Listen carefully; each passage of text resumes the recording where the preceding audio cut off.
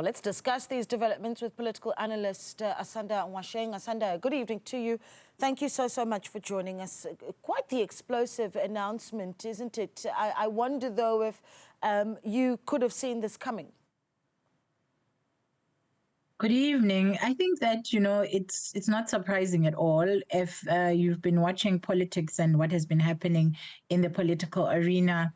It was very clear. I mean, I've always had questions around Dali Mpofu's leadership in the EFF, considering how close he was to Jacob Zuma and considering the fact that, he has been defending Jacob Zuma in most of his cases, which would mean that he would need to have quite close counsel with Jacob Zuma. And so it's not surprising that he's finally officially joining him and not just acting as his representative in the legal sense. But then the admission that he helped to conceptualize the formation of the party with former President Jacob Zuma. I mean, that's quite telling when you sit as, with such a big, I suppose, playing such a big role within the EFF and then helping to conceptualize another political party. What's the message that we take from that? Well, I mean, it's very clear that Dali Mpofu is the kind of person that's always looking for the next big opportunity. And so I'm not surprised that as he was, instrumental in putting together the EFF, there he was being instrumental in putting together the MK. You must remember that the MK party is shaping itself out to be a political party of those who have been accused of various cases of corruption and those who in a lot of ways have been disgraced in South African politics in particular. A lot of them were involved in state capture, and those who were not in state capture were unceremoniously removed from their positions. And so it's increasingly becoming, a gathering of the discarded or the disgraced, in effect. And what's interesting to me is that the EFF seems to be building or putting together some kind of legal brains trust. So if you look at, you've got Dali Mpofu now joining. Before you have John Hlophe, who has been leading. So my fear at this point in time is that there is a case that is being built potentially to fight against the constitution in order to protect, first of all, Jacob Zuma, who still has a lot of court cases to deal with and to answer to, and secondly, all its members who still themselves have a lot of court cases hanging over them. And so it is one of those situations where people are brought together by one big selfish interest, which is to ensure that they all escape the full might of the law. Yeah, and of course, if that really is your view, does the MK party then have the legal muscle that it needs to do that? So I'm even speaking about the quality of that legal muscle that you then speak of. Well, I don't think it's necessarily that it has to have what we would see as the best people in the law, but these are people who understand the inner workings of the judicial system in John Hlophe, somebody who understands the inner workings of the judicial system again in Busisiwe Mkhwebane, and yet another person who understands the inner working of the system or the justice system in general in Dali Mpofu. And these are also people who understand the inner workings of state-owned entity and government itself, having been past members of the South African government under the ANC. And so they are a force that is to be reckoned with, and they do pose a threat should they decide to act in ways that are outside of the current prescripts of the Constitution, which they have been very clear and transparent in their critique of the Constitution. And I think that, what we're seeing with Trump having won the election despite all his convictions and his court cases that were pending might have been something that inspired Jacob Zuma and his crew to say that perhaps Jacob Zuma might have the opportunity, perhaps, to do what Trump has been able to do in the US, in South Africa. Very interesting. Let's shift gear and look at where this leaves the economic freedom fighters I mean, if you are Julius Malema, for instance, what is going through your mind? I'm just thinking about how even through this time, Dali Mpofu was quoted as saying, to be fair, I hadn't informed Malema. I tried to reach out. There's no need to inform anyone at any particular time. There is no bad blood, and I'll extend that courtesy even after this announcement. Where does this leave Julius Malema and the EFF? Well, I mean, I listened to an interview with Julius Malema where he was quite clear that a lot of what is happening he was expecting, because before the EFF was set up, there were gatherings and there were conversations around building a political party wherein the various political parties he mentioned, including Bantu Holomisa and the ATM, and various political parties considered going first under an entity that would be led by Jacob Zuma, and then at some stage considered going under an entity that would essentially be an expanded EFF, which Julius Malema would lead. But he did say that one of the concerns that Jacob Zuma raised was that older people would not vote for the EFF because they wouldn't like the radical stance that the EFF is known for, especially in parliament, ironically, during the very Jacob Zuma's tenure as the president. And so I think, it's not a surprise to him. He knew that this was afoot, and I think it was just a matter of time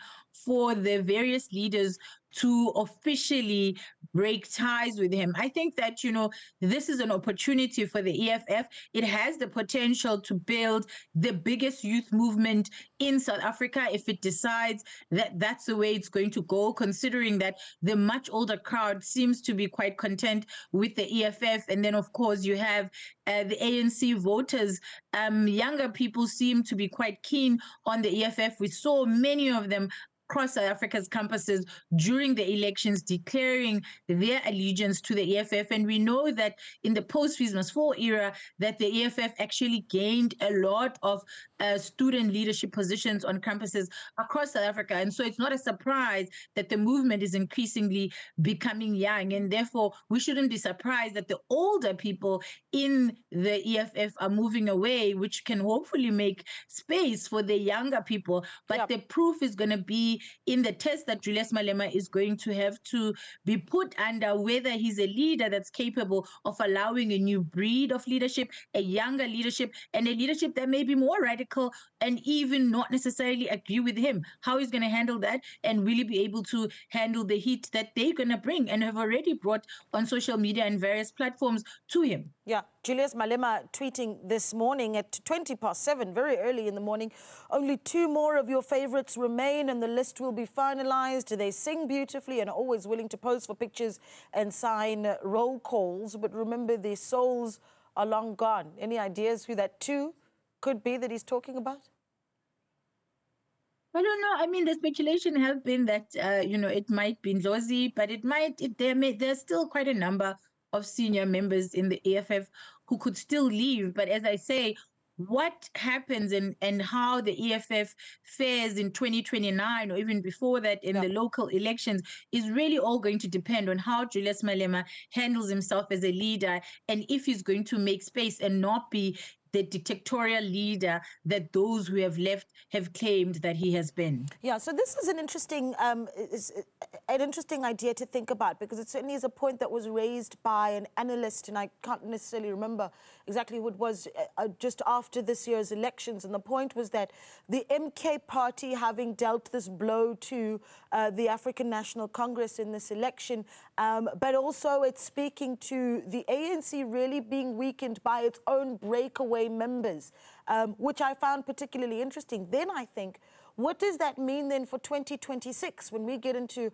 local government elections, where we are starting to see at the moment the MK party also starting to strengthen its leadership closer and closer to the ground? So perhaps for some of those big parties, the ANC, the EFF, the MK party, perhaps even the DA, what you think 2026 could look like as the MK party continues to swell?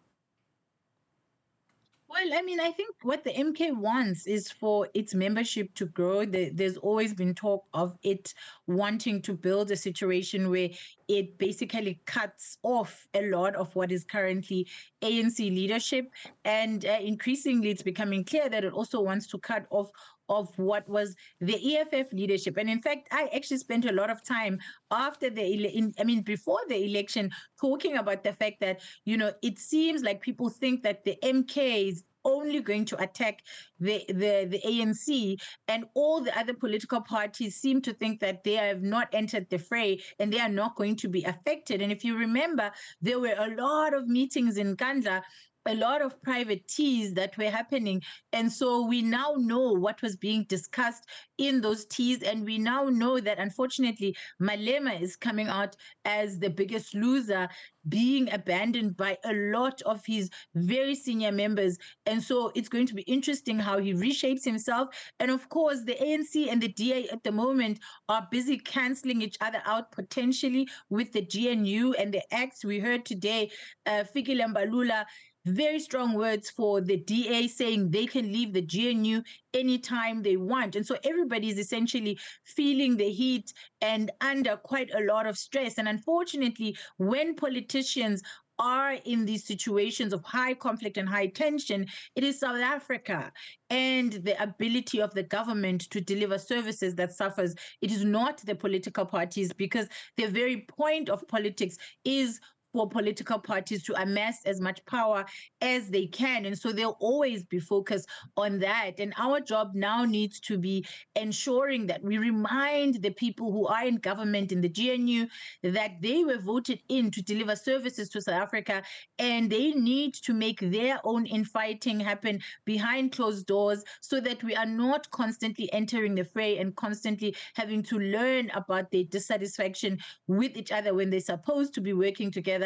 And I think the same can be said for the EFF and the MK. And for me personally, I'm quite disappointed with the fact that at a time when Black ideology and Black people should be coming together to ensure that, the remnants of the legacy of apartheid is eradicated for once and for all, we are seeing Black political parties cannibalizing each other and basically canceling each other out, to a point where the DA may be able to find ground in people who are tired of watching this upping and downing and the seesawing of members of the EFF to the MK and members of the ANC to the MK. But of course, the DA may yet cancel itself as well, considering its actions in the GNU and the ways in which it's constantly disrespecting government and the very role that they wanted to play in government by taking up leadership. Yeah. Asanda, there's lots to talk about, and we could talk for a very long time, but we're going to have to leave it there. Thank you so much for your time. Asanda Ngoasheng, political analyst.